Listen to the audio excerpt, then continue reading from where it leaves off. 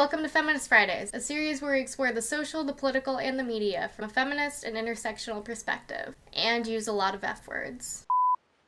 Today we're going to talk about privilege and what privilege means. In our culture, we're taught to see things like gender, sexuality, race, and class as something that puts people at a disadvantage. AKA, people of color are more disadvantaged than white people on the basis of their skin color, or poor people are more disadvantaged than rich people. But in doing this, we often fail to recognize the areas in which we're privileged. As a predominantly straight, cisgender person who comes from a middle-class family and is able to attend college, I have privilege because of my sexual orientation, because my gender identity and expression matches my biological sex, and because of my class and my access to education. I'm also able-bodied and relatively thin, so I don't have to deal with ableism or body shaming. However, I don't benefit from white privilege because even though I'm half white, when people look at me, they generally don't see me as a white person because I'm mixed race and exotic. And as a woman, I also don't benefit from male privilege. If I were to send a resume to a potential employer, they would automatically categorize me as a woman because of my first name, and then they'd look at my last name and be like, hey, this chick is Asian. So before they even meet me, they're already making assumptions about me based on my race and my gender. In my experience, it seems like people accept the idea of class privilege the easiest because it's the only form of oppression that's still easily measurable today. Either you have money to pay the bills, or you don't. Wealth is like this tangible thing that's very easy for people to grasp in our modern-day capitalist society. However, with white privilege and male privilege, people, particularly members of these dominant groups, are more resistant to understanding or believing in their existence. It's really easy to say that sexism and racism are problems of the past when you're not directly affected by either of those things. According to Peggy McIntosh in her 1988 essay, White Privilege and Male Privilege, I have come to see white privilege as an invisible package of unearned assets that I can count on cashing in each day, but about which I was meant to remain oblivious. In her essay, she goes on to list all the various privileges that she experiences on a daily basis. Number 6, I can turn on the television or open the front page of the paper and see people of my race widely and positively represented. I can go shopping alone most of the time, fairly well assured that I will not be followed or harassed by store detectives. This one I find particularly relevant to what's happening in Ferguson. I did not have to educate our children to be aware of systemic racism for their own daily physical protection. I can swear or dress in secondhand clothes or not answer letters without having people attribute these choices to bad morals, poverty, or the illiteracy of my race. In the US especially, we believe in very strongly culturally ingrained values of meritocracy and the American dream. Basically that you can attain anything if you work hard enough. It's even so ingrained in me that even though I know it's a flawed sentiment, part of me still believes it. The idea of meritocracy places the responsibility of success or lack of success solely on an individual rather than on the systems in place that might contribute to it. And people will often use examples of people who have overcome adversity as tokens, as a way to dismiss that these systems of inequality exist, even though these examples are often rarities. But we can't ignore that there are people who have been given success that they did not work for or earn simply on the basis of privilege, and people who have had to work twice as hard as their fellow colleagues just to reach the same status. When I think of privilege, I think of it as a blank slate. You're neutral and you can craft your identity in any way you want without having your race, gender, orientation, or whatever being a hindrance to it. There's a reason why most of the great literary classics are about straight, cisgender white men. It's because their experience is believed to be universal. Anyone can relate to a white man because they're not limited to the confines of their race and gender. White and straight and male and cisgender are neutral identities with unlimited possibilities. However, if you're a woman or black or gay, you're put into the category of other. Novels and works of art about women are considered indicative of the greater human experience. They're tossed aside into the category of women's novels, which, don't get me wrong, is a great category to be in, but it's not taken as seriously. It's a niche category, as are black novels and LGBT novels. People tend to be categorized in the same way. I want to make it clear that I don't mean to fault anyone for being white or male or experiencing any type of privilege, but we need need to recognize that on the opposite end of the spectrum, there are people whose contributions to society are valued less or overshadowed by these people who hold privilege. We're all advantaged in some way, and by refusing to recognize those advantages, we're perpetuating a system that further disadvantages others. Let me know what you guys thought, and if you have any suggestions for next week's video, then let me know in the comments.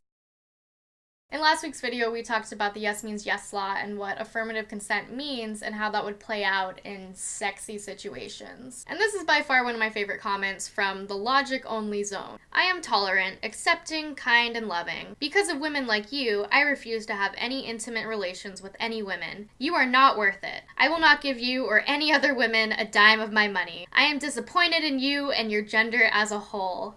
Good, because we don't want to have sex with you either, so thank you for sharing this gift with us. Sonia says, why did you ruin your channel with feminist shit, man? Just to ruin your life.